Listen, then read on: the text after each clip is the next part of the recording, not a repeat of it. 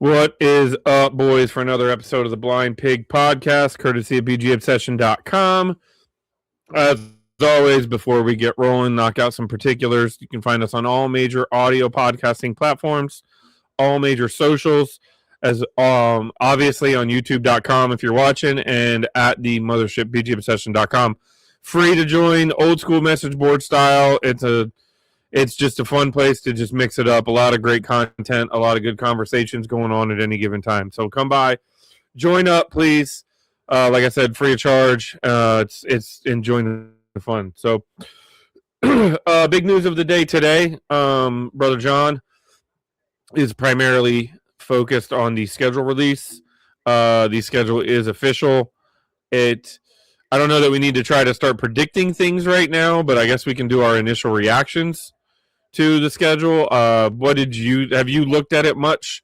It only came out 31 minutes ago, but yeah, I glanced at it, and I mean, I'm not one of those schedule guys. I don't get all hyped up like a lot of people do about it, but I did wonder. We were talking before we came on. I wonder if they haven't already utilized AI.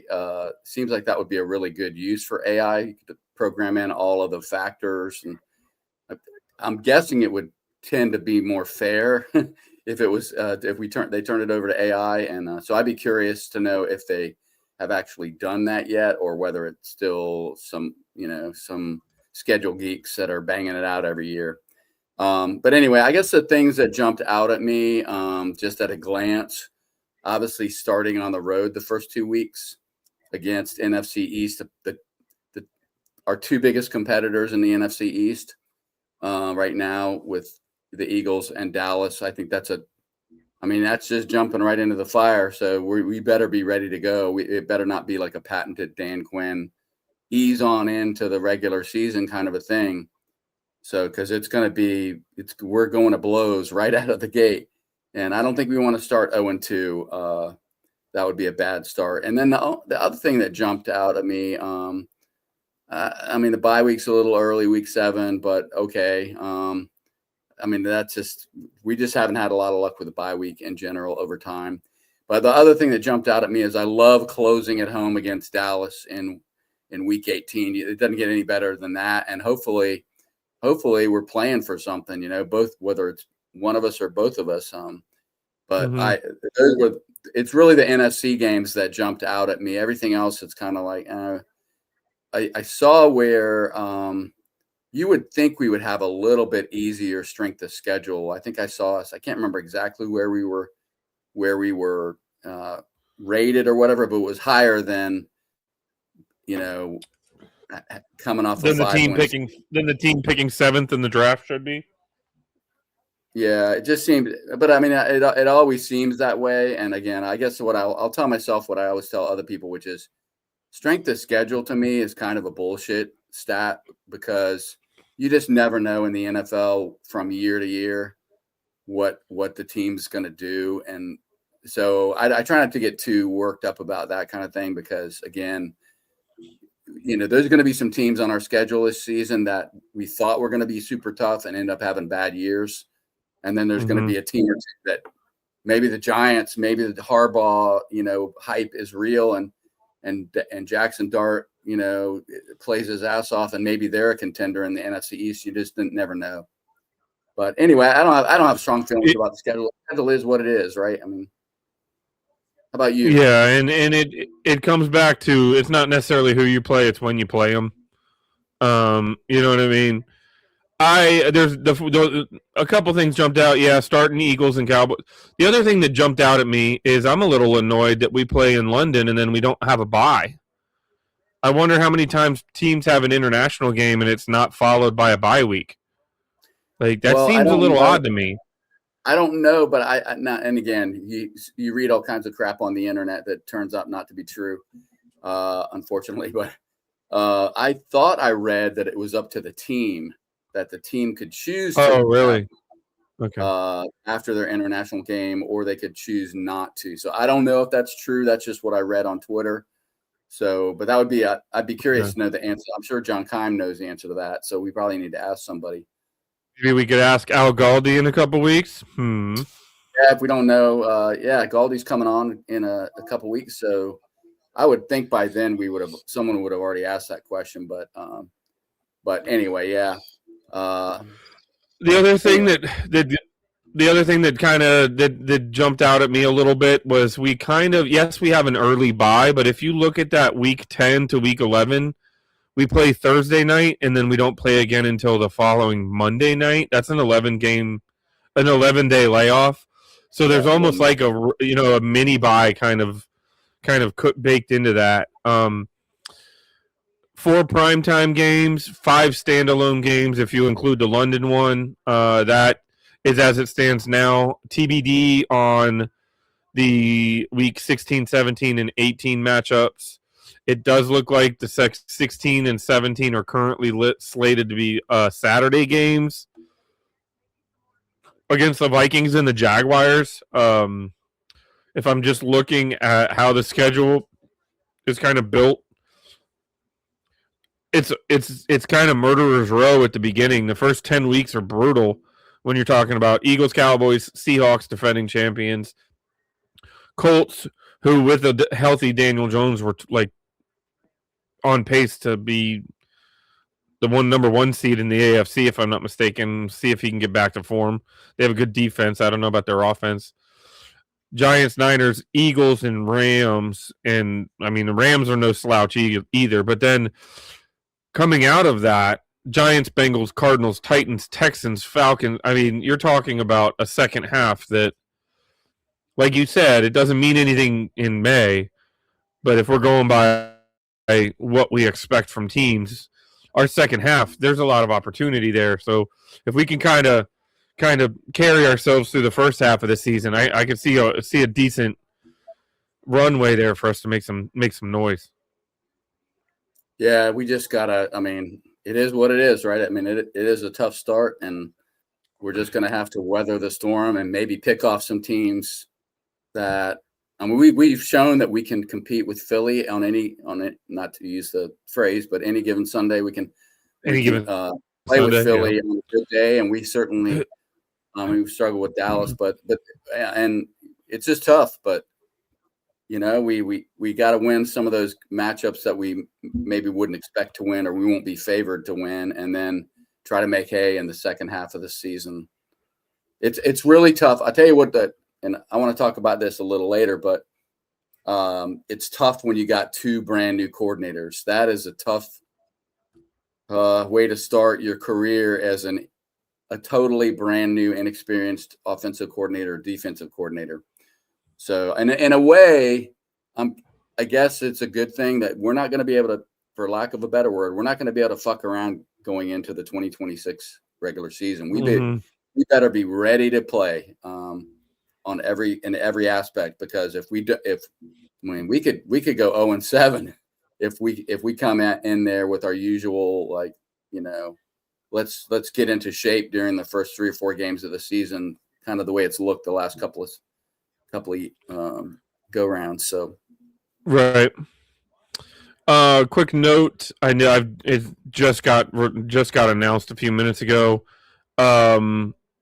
We will be having a joint practice against the Dolphins in Ashburn ahead of our preseason game where we're hosting them. It looks like the preseason opponents have been announced, but the dates have not. And I just lost the tweet or the post, but whatever. I like seeing the joint practices. I think they can get a lot out of them without some of the scares that you have in a preseason game. So hopefully that they can get something from that. But to your point, we cannot have a slow start to this season. Like, they need to come out ready, and it's going to be a big starting. I don't know if I'd say 0-7, but starting 1-5 or 2-6 is gonna be a big hole to try to climb out of. It's gonna be tough. Yeah, one thing I haven't had time to do because of the timing of tonight's pod is haven't had a chance to look at what is Dallas and the Giants and the Eagles first half of the schedule look like. We don't have to do it tonight, but I think that's something that on the board we'll be taking a look at and just see, are we the exception, or are all the NFC teams getting hit hard in the first? Yeah. Let's see. Here we go. Ew, I feel kind of dirty going to the website, one of the Dallas Cowboys websites. Is that right? No, Giants, Commanders, Ravens, Texans, Bucks, Packers, Eagles, Cardinals, Colts, Niners. That's their first 10.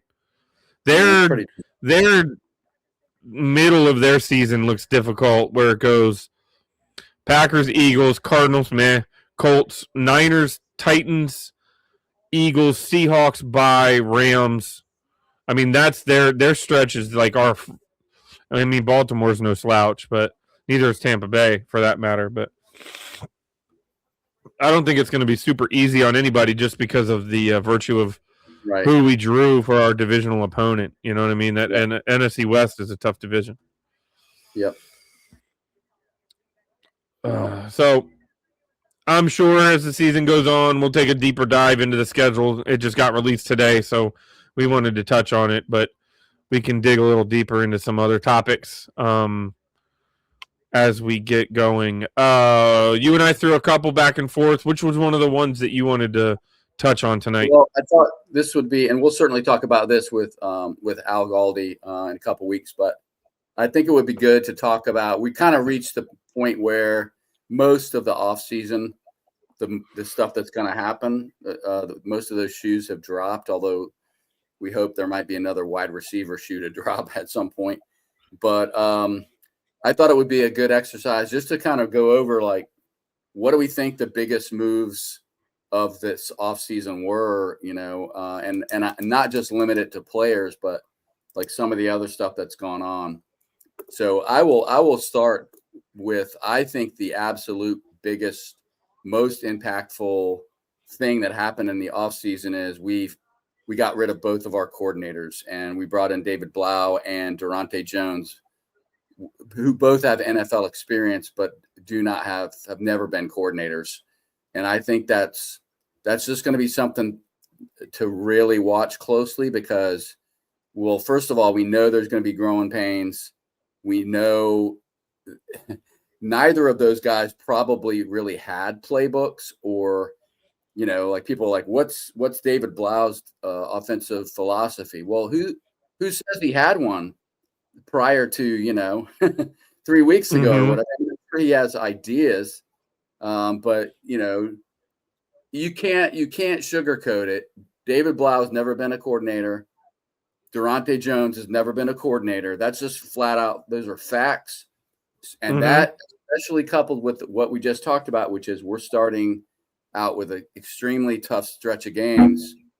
They're gonna have their hands full, and it's not just them. It's, are they using the same language? Or the players have to learn.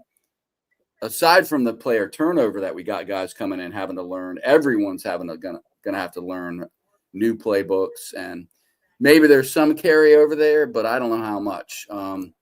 So to me, of all the things that went down, and we're going to touch on some other ones, I'm sure, but that has got to be the most impactful change in the 2025 offseason to me. What's up, brother Tony? Yeah, what's going on, fellas? John and I reacted a little bit to the schedule. We didn't dig too deep in. We didn't go game by game or anything, but curious what on the schedule, what jumped out at you? Like, what was something that you noticed right away? Don't we? Maybe I'm wrong because I haven't looked at it lately or in a little bit. Don't we start off on the road? Yeah, we have our first two in a row. Yeah, at Dallas and then at Philly.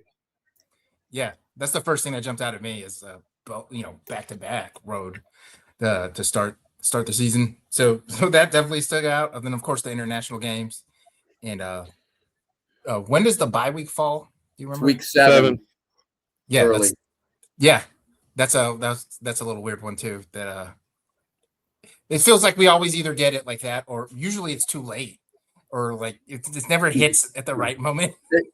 Hey, last season it couldn't have come soon enough. I mean, it's kind of like Yeah. it was dropping like flies. It didn't matter when it. When Yeah, he had we buys. were waiting for what was it, week 12 or week whatever.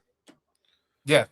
We were waiting too Yeah, long. I'm with you, Tony. The other thing that jumped out was that we touched on. We've got 4 primetime and an international, so that's 5 current slated standalone games. And the Yeah. beginning of the season is just brutal. Like you said, 2 on the road. It starts at Dallas, at Philly, and then you come home to play the Seahawks, and then you go to London to play the Colts. So, those are not pushover teams. And then you come home to play the Giants after you played in London with no bye week. Yeah. So John said that he thought he heard somewhere that's up to the discretion of the team. So maybe they requested that, but still. Well, the only thing is that I don't know. Is week 7 the earliest you can have a bye? We should know this, but I don't know it. But I know the bye doesn't start until like a certain week, and so obviously the international game being on, I think on the 4th of October. Yeah. Obviously that's probably too early for even if we wanted to have our bye that early. Yeah. True. So anyway. So next thing we jumped into was what is the most impactful move of the offseason? Anything. And John went into the fact that we replaced both coordinators. So I'm curious, what is your most impactful move? Yeah, I would Tony. definitely. Yeah, the coordinators obviously is the biggest one, I think, also. But not saying that, I would say it's speed at linebacker. We haven't had speed at linebacker in forever, or if ever. It feels like. But we got like Chanel. we picked him up, and then we got Styles in the draft. And then we still got other guys like McGee and some of the other dudes. So for the first time in a long time, our second level is actually fast. It's not Mayo or like an aging guy like last year. But so in today's NFL, you need linebackers who can cover, who can chase down running backs from the other side. Like we desperately needed that. So to me, that's going to be a big impact for this season. Yeah, I think you two are both right. The changing both coordinators is clearly going to have the biggest impact because you're talking about a change in philosophy to all 53 players. But to evolve on that a little bit, to your point, I will say another large impact beyond just the speed at linebacker is just what seems to be the layered depth at pass rush, something that we have grossly missed for a long time.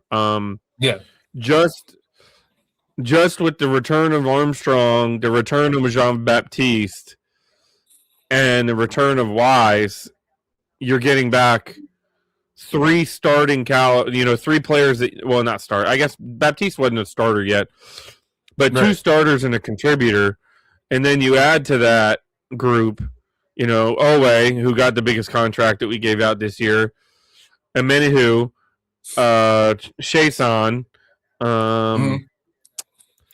We still got Drake Jackson, who we picked up mid-season last year, if I'm not mistaken. So there's an opportunity there that we can do the thing that we've wanted for a long time, and that's just have meaningful ability and rested players available for all 4 downs. And I think that can change the defense. What about on the offensive side of the ball? I think we obviously we focused a lot on it was clearly a priority to fix this defense as best we could, even in one offseason. But what about on the offensive side of the ball? If you guys had to pick 1 or 2 guys, who are you? For me, it'd be the tight end from the Titans. What's his name? Chigakonkwe.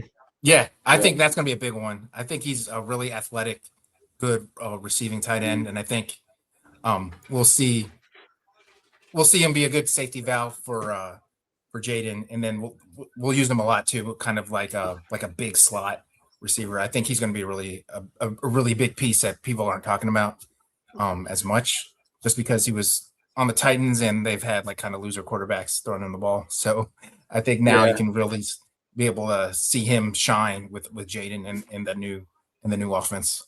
Yeah, that's a good one. I wrote him down as well, and he had even being in Tennessee with not great quarterbacks throwing the ball to him, he still had 3 straight years of 50-plus receptions, which, I mean, that's pretty impactful for a tight end. And I think probably they're looking at him and saying we can get even more out of him, especially because Jaden had, Zach Ertz has kind of been Jaden's, safety net player, when things broke down or when we absolutely needed to get 6 or 7 yards. And the problem was that Ertz couldn't do anything after he got the ball. He just didn't have the speed or he got banged up or whatever the case may be. But I really think he could fill that role. And the other guy that I wrote down, probably my favorite pick. I mean, Styles' pick in the draft was to me a surprise that he was there. So I was thrilled with that. But Antonio Williams, the more that I look at him, I think we might have gotten like one of the steals of the draft in him, just with his like 4.4 speed. Just being able to play the slot in particular. I think he could. I hope he and Jaden really develop some chemistry, and I hope they get him in there like right out of the gate. Let him learn on the job, because we haven't had that kind of speed, and he's just one of those players that gets open and knows what to do with the ball. So I'm really excited about that pick because I hope we still have some shoes to drop on the wide receiver front, because I still think we need another outside guy. We just don't have that guy on the roster right now, unless they put Williams out there, but I don't think they will. So, but anyway, that's the other guy that I'm really excited about. Yeah, that's a good one. I heard also, or the reports are that he's a precise route runner, so that'll be good in his development coming into the league. To piggyback on both of you guys, way back when we were talking about like one of the favorites to be picked by, well, I shouldn't say favorite. One of the players a lot of people, myself included, were hoping we would make a play for after that initial free agency settled out was Jawan Jennings. And if you look at Jawan Jennings and Chigakonkwe, they're almost mirror images of each other. If you talk about,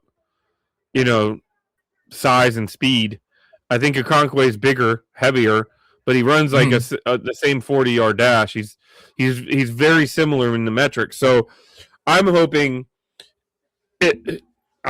Blau uses him, like if we're smart, have him line up right outside the line of scrimmage and then motion him outside of Antonio Williams so that the linebacker and corner have to figure out whether they're going to follow or switch. And you know what I mean? You create mismatches that way.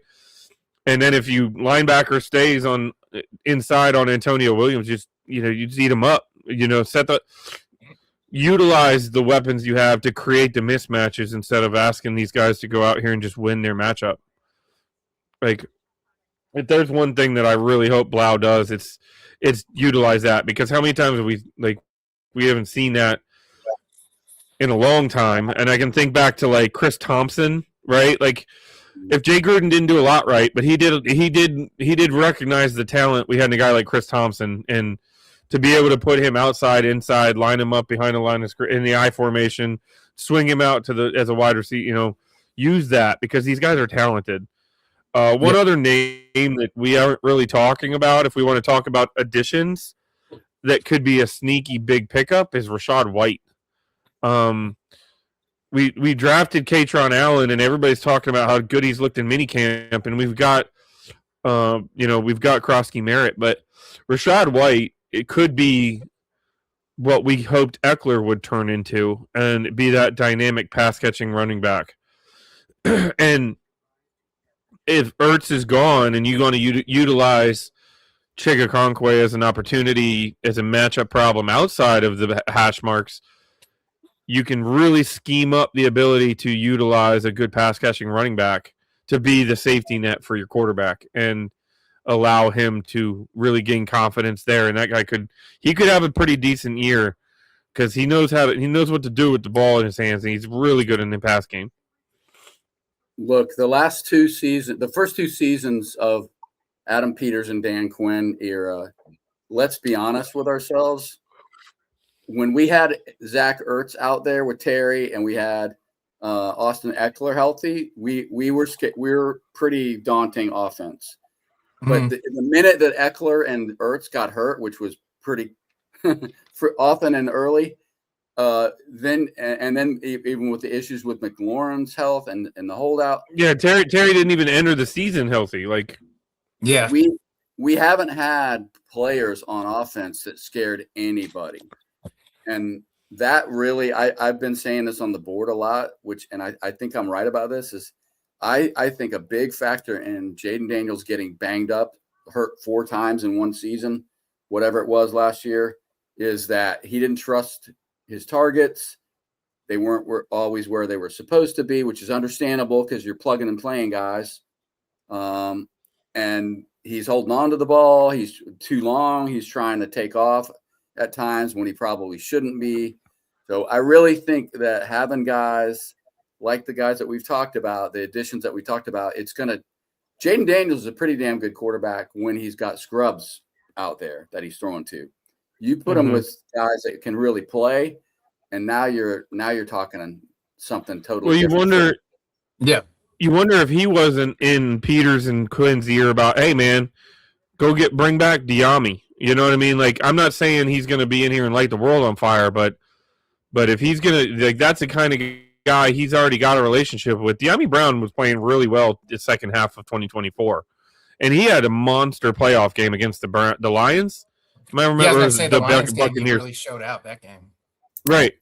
And he was doing the things that, like, we were running to get out of Debo. He was running jet sweeps. He was hitting wide receiver screens. He was able to get outside and run fly routes. He was doing those type of things. So, no, I'm not going to sit here and act like Diami Brown is an adequate number 2 wide receiver. But to have that kind of a guy, to your point, John, where it's another guy that maybe Jaden has a relationship with. Go out on YouTube, go on Diami Brown's on his YouTube page. They were out in California, practicing together and running routes and stuff, and it was and doing things together. So clearly there's a relationship and a rapport there. So if those guys if he can be your third, I shouldn't say your third, if he can be your backup outside wide receiver, you know what I mean? Because I consider the slot guy to be a starting position, but if he can be your first guy off the bench and he's got a relationship, and I know I'm not going to say he's going to have 80 catches for 1,000 yards, but he could have some, also to your point, John, he could have some meaningful contribution to the offense. Well, if we can somehow manage to get Ayuk or Diggs, who, I mean, I think up until a week ago, or both. Up until a week ago, I don't think there was any way in hell they would be interested in Diggs. But I think, he got cleared of the, whatever the domestic abuse charges, whatever they were. So I think if we could haul in one of those guys, even if it's just for like a 2-year deal, that would really, I'd feel pretty good about going into this season, especially compared to last year. You guys laugh when I said, oh, sorry, go ahead, Tony.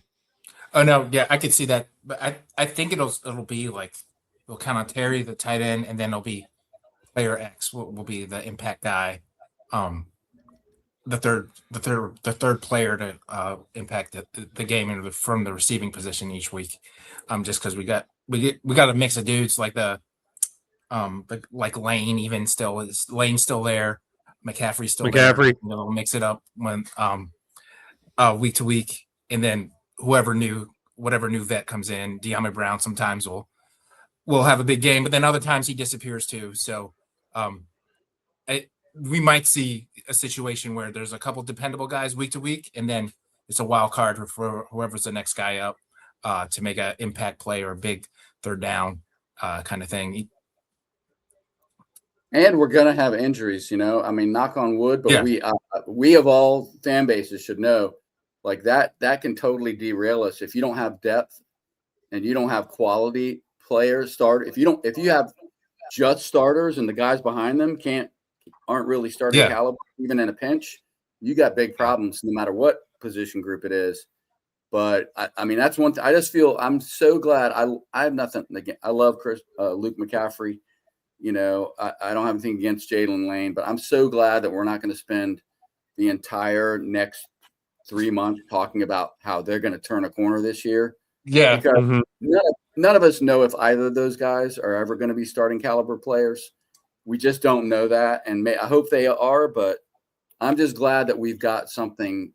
We've got some proven guys, and we've got an exciting rookie that we added. And that's a lot better than we had, you know, when the season ended last year. Yeah, exactly. Well, you guys kind of laughed at me when I said get both, but my personal stance is Ayuk should not be a plan. Ayuk should be an opportunity, right? Like, no matter what you plan on doing, or no matter whatever your plan is, Ayuk should not be a part of the plan. Ayuk should be an additional potential benefit to it. So, I would not hate if if next week if this week. Or this weekend, we signed Diggs to a short-term prove-it deal. Maybe not prove-it deal. I don't know that I'm going to pay him the $21 million he was getting from New England, but a deal that's makes sense for the team. Yeah, and then we just happened to also sign Ayuk because I'm looking at Ayuk like you come in here and you earn your way onto this team and you prove that you deserve to be here. I'm not investing anything in you, but I'm giving you the opportunity to earn it. And if you earn it, it's a bonus. And then you're in the hard situation about which young guy you're going to cut. But, that's right. You know what I'm saying? Like, but that's another problem to have. I'm highly skeptical when I hear that sign both of them. It's like sign one of them. I mean, we haven't been able to sign one outside quality wide receiver. You're not wrong. I didn't say it. But if you were to ask me, if you were to ask me, do I want Ayuk or Diggs more? I would just say Diggs because I don't know what's going on with Ayuk. Right? Like I would want Diggs and Ayuk or Diggs. I would not want to just go Ayuk. You see what I'm saying? Like, does that make sense? Yeah, I think I don't necessarily agree with that because I think you're looking at two guys. One guy's coming into the prime of his career. I know he tore all the ligaments. I get it, but that happens a lot in the NFL. I don't see any reason why he won't be back to some semblance of who he was. I'm more worried about his head. Like, where's his head at? That's what I'm saying. That's kind of a big thing to worry about. Like, it is, but it's we're not San Francisco, and we're not, it's different coaches, different front office. He's got a a pal on the roster. Well, this is an extreme example of a comparison, but it's a comparison of Antonio Brown got recruited by Tampa Bay to go there to win a Super Bowl, and the last thing he did was rip his clothes off in the end zone and walk off the field. Like, you know what I mean? Like, I get it, but the head thing is a big deal, right? Like, I'm not even worried about the knee. He's never been an on-the-field problem. It's all contract related. I know. You mean Ayuk? Yeah.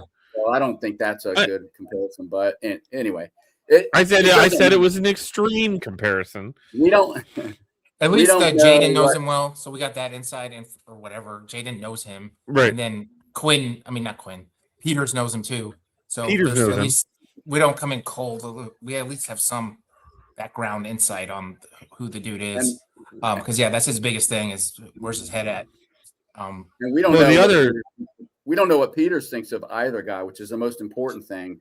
We've already seen Jaden wanted Cliff to stay, right? So we already know how much weight Jaden's opinion holds, which is, they love Jaden, but Jaden's not listed in the front office, table of leadership.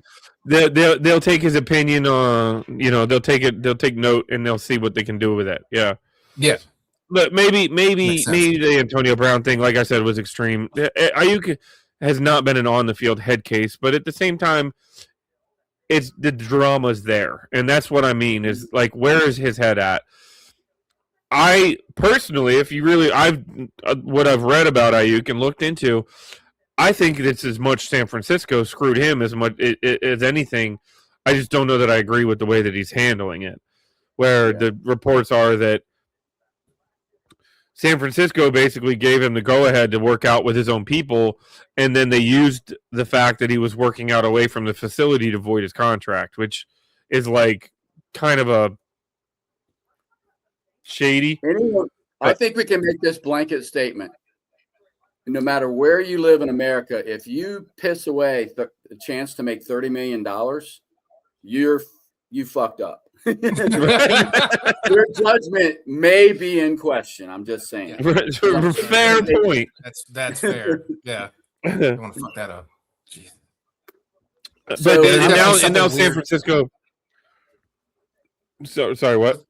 Oh no, I was gonna say I agree. There's definitely something weird behind the scenes going on with their front office and Ayuk and his people. There's some kind of bad blood and something's going on. And now San Francisco is playing, Monopoly with it. Like, yeah, you know what I mean? Like, you can trade for it. Nobody's trading for that guy. No one's trading for this dude. Come on.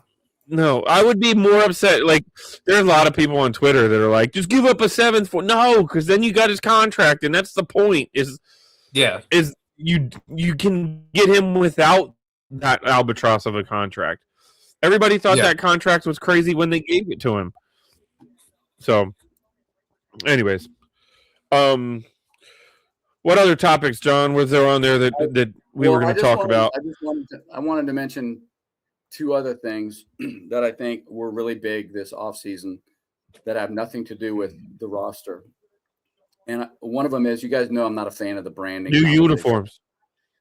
The branding stuff that the team did with the new uniforms, I think they knocked that out of the park.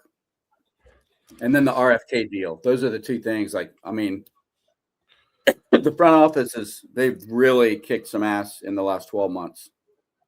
Not just the front office, the whole team, all of the leaders involved, all the owners not named Josh Harris, all of those guys. I mean, and I hate the whole name change thing. I hate the whole branding conversation because I'm just over it. But I will tell you, man, those uniforms, they look pretty good. And I'm digging the arrow, the spear logo. Oh yeah, I like that one. I finally was able to buy the cheapest version of the hat because all the really nice ones sell out every 3 minutes after they get posted. But I just think they crushed that, and those Hellraiser uniforms, I guarantee you're going to see a shit ton of those black uniforms. Oh yeah, no doubt. Oh yeah. We have ones. The bad ones have gone, so you're going to see a lot of the new ones. Oh yeah, big time. I just dawned on me now that I thought the Hellraiser uniforms. It didn't even. What do we have? We host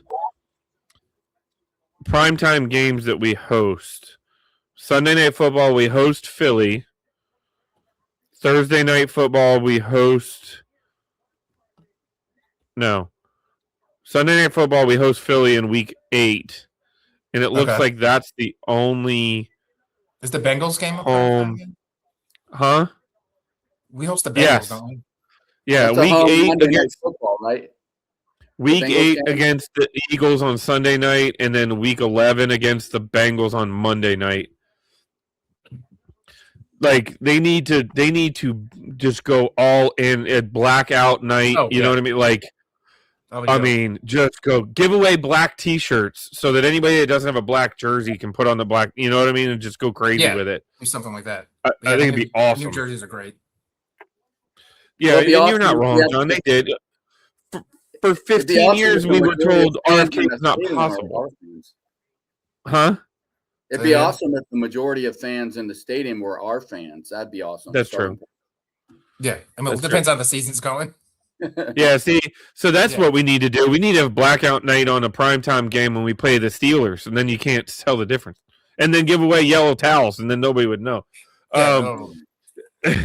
But to your point, John, how long we were under the impression that RFK site was just a non-starter. There was no way we were going to back in DC. The DC Council was never going to let it happen. They were never going to let them invest anything into. They're going to take that and they're going to turn that into low income housing or something crazy. And then it was like almost I don't want to say overnight, but really quickly it was like, all right, well now DC's back in play, and now it's happening, and now they're at the White House talking about DC, federal land. It just kind of took off. It was nuts. So there was some news related to RFK this week. And I just want to say, if you're in the executive branch of the Metro Corporation, they announced that they are not going to have a Metro stop at the new RFK site. Now, I don't know whether that's real or whether they're just posturing, because they said it would cost $1 billion to do it. They're talking about having bus lines, so I just think they're not going to do that. If I'm the team, I'm going to be all over that, like whatever I have to do to threaten them or cajole them into, because that's just a terrible. I think that would be a missed opportunity of like epic proportions. Like you want people to use. Well, not just for the games either. I'm talking. You're talking about for everything. There's gonna be There's gonna be concerts there. They're talking about trying to get NCAA games there, basketball and football. You're talking about the Winter Classic, like the Cap. Could you imagine the Caps playing there in January or in February? Like soccer games and shit. Yeah, soccer. The World Cup is literally coming to the United States, and they don't have a game in the DC metro area because there's not a facility that's up to snuff for FIFA. Like, that's disgusting. Well, I hope that's just posturing, like I said, because I think that's going to be a big missed opportunity, like I said. So we'll see what happens. Right. Yeah. I assume it is too. Big time. Well, we didn't mention it last time, Derek. I think we did. Monty Coleman passed away. I don't know if we talked about it last time or not, but the guy he's one of 3 Redskins. First of all, he was in all the Super Bowl wins. Second of all, he's one of 3 Redskins, and you guys can tell me who the other 2 were that played for 16 seasons or more for Washington. There's only been 3 of them in the entire history of the franchise. Who were the other 2? One of them's Darryl Green. Yep. I'll give you 16. A hint. The third guy played he played offense, defense, and special teams. Mark Mosley? Sammy Ball. Sammy Ball. Oh, okay. My head was in the right place. It was just went in the wrong direction. Okay. Slinging Sammy Ball. Damn, he was in the league. He played 16 years? I guess so. Yeah, 1979 to. Oh yeah, you're talking about Ball. Yeah. Oh hell yeah! I think Ball would still be playing if he was alive.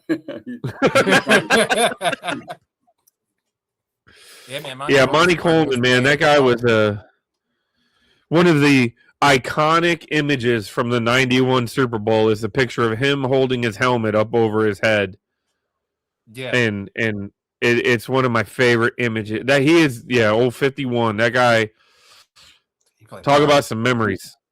His number's not retired, but it's one of the ones that's not given out, right? Yeah. I think it's like unofficial. He's in the Ring of Fame. He's in the top 100 Redskins of all time or whatever. And he's got to be. He should be in the top 25 Redskins of all time. He was I don't know what round he was drafted, but it was like back when they had like 15 rounds. 30 rounds. Like something ridiculous. Yeah, the 11th round. I mean, he was not a heralded player. And he always gave back and did charity things, and it helped out in the community, and he really cared about the area too. He had a big ass neck roll, where he looked like a damn turtle, and he would come at you at 100 miles an hour. It's great. And he was a successful college coach after his NFL career.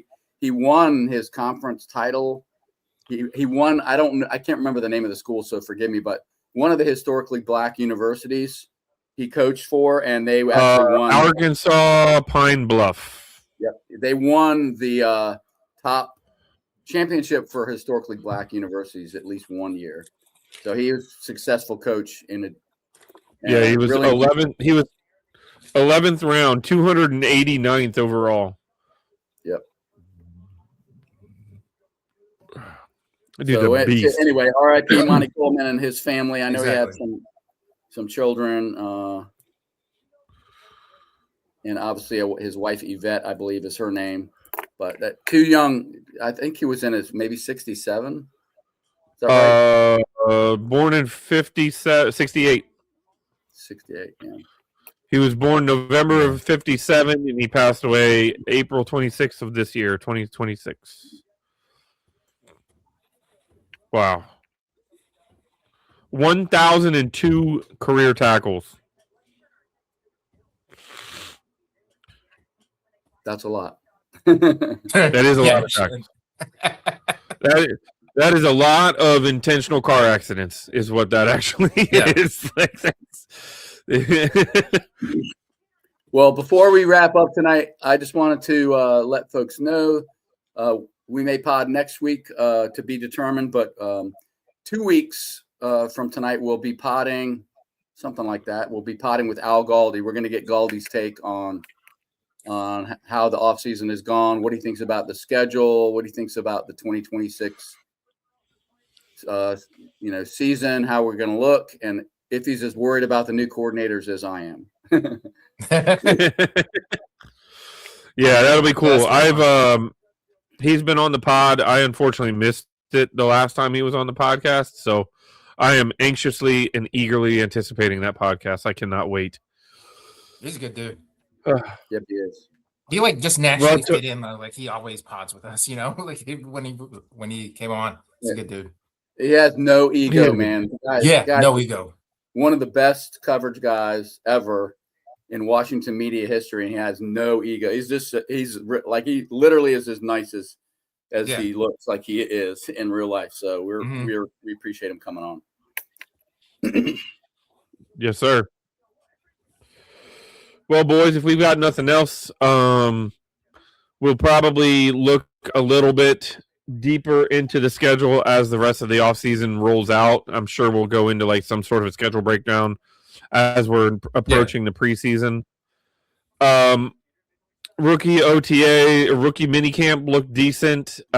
Just as a note, upcoming offseason dates, we have, let me see, I should have had this up in front of me before I started talking about.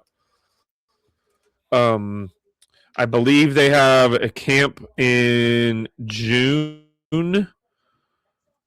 Yeah, mandatory. So there's a June 11th OTA followed by mandatory minicamp June 16th to 18th. So that's going to be when we're going to see a lot more content coming from about a month from now when they have all the guys on the field, and then we can see, we're going to see guys even if they're in shorts like Williams and how he stacks up against guys like Sandra Still and Amik Robertson and Nick Cross and some of these other guys that then we'll really get to an idea of with those guys on the field. So eagerly anticipating and excited about that. Excited about the fact that we actually have a third string quarterback on the field that might be able to play quarterback in the NFL. That's kind of cool. We'll see how that goes.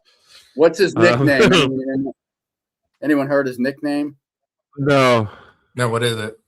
Oh, you don't ask me because I can't remember, but it was pretty funny. I'll have to look it up. Look it up.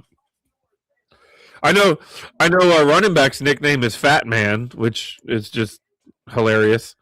By the way, that guy's the all-time leading rusher at Penn State, which is kind of Katron Allen, which is kind of crazy to think about, and we got him in the 5th round. All the backs that have come through there, But then somebody on Twitter pointed out, do you know whose record? Fat Rob. Didn't remember? Yeah, Fat Rob, of course. Yeah. The funny thing is, do you know who Katron Allen, whose record he broke as the all-time leading rusher at Penn State? Mm-mm. No, he didn't break the record, but another player we drafted who was the all-time rusher at Penn State. Evan Royster. When we drafted him, Evan Royster was the all-time rushing leader at Penn State. Yeah. But we drafted him. We got Bryce Love, who set the single-season rushing record for Stanford. So it doesn't mean shit in the NFL. Right. So, but That's still interesting. Anyways, fellas, John, are you looking up the nickname, or are we moving on? Oh, fine. I want to say it might have been Greek lightning or something like that. I think you're right. Actually, now that you mentioned it, I think I did hear that. That's fantastic. That's pretty good. Get T-shirts made. BGO Greek Lightning. Yeah. Yeah, all right, boys. Well, if that's all we got, we can wrap this thing up in under an hour for one of the few times. As always, it's been a pleasure. If you made it this far, we owe you a drink. Please find us on all major audio podcasting platforms, all major social media platforms, youtube.com if you're watching, and at the mothership beatstheobsession.com. Come hang out, mix it up. We'd love to have you. And the pigs are